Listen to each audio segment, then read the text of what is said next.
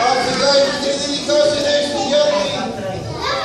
Миличка, Янки подготвили страхотна програма. Аз ви гледах ето там отзад, виждате ли, ето се изпути от прозореца и ето оттам дядо ви гледа и видях цялата програма. Браво! Още веднъж аплодисменти за децата.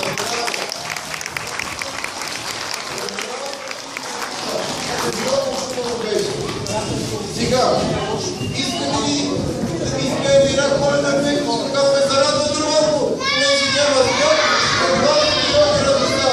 О, здравей, Китенко! Как си ти? Браво! Чакайте всички заедно. Знаете ли песента за червените бутушки? Айде, 3, 4. Червените бутушки.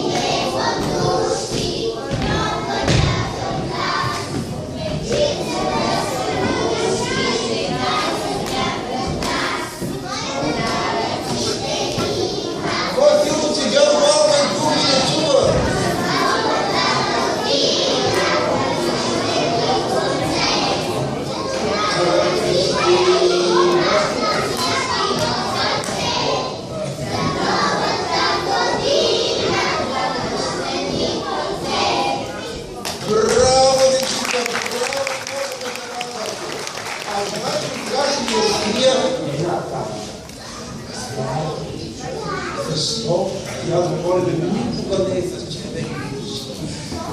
Защото когато бях мъничък като вас, имах червени бутушки и заради това всички пееха, че отивам в червените бутушки, но веднъж в една огромна мъгла Рудолф се загуби и бутушките някъде ми изпаднаха в едно борче, в една лътичка се закачихме и от тогава си изгубих червените бутушки и хода само с черни и кафяви. И още си чувства моя приятел Райан. Райан, Белайничък, запомнявай да си жив, брако. Много се завърши. Моля ви пак, 2 крачки назад да правете. 1, 2.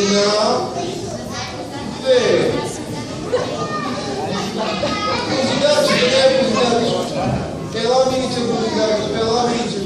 Запомнявай позидачи да си жив и здрав. Ти си, да. Идем жета да се натиси малко с сърта.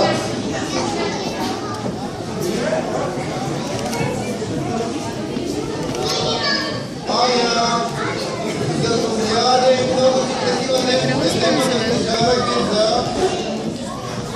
Валерий. Валерий. Запомнявай. Здраво! Браво!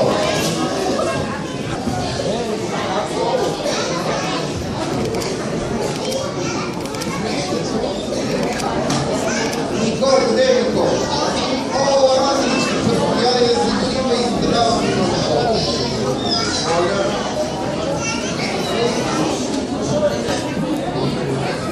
Али, втора група, къде е?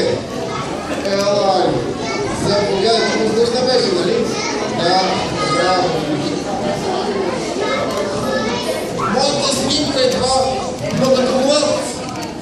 О, много ме е приятно да знаеш. Ти снимай първо, те после ще.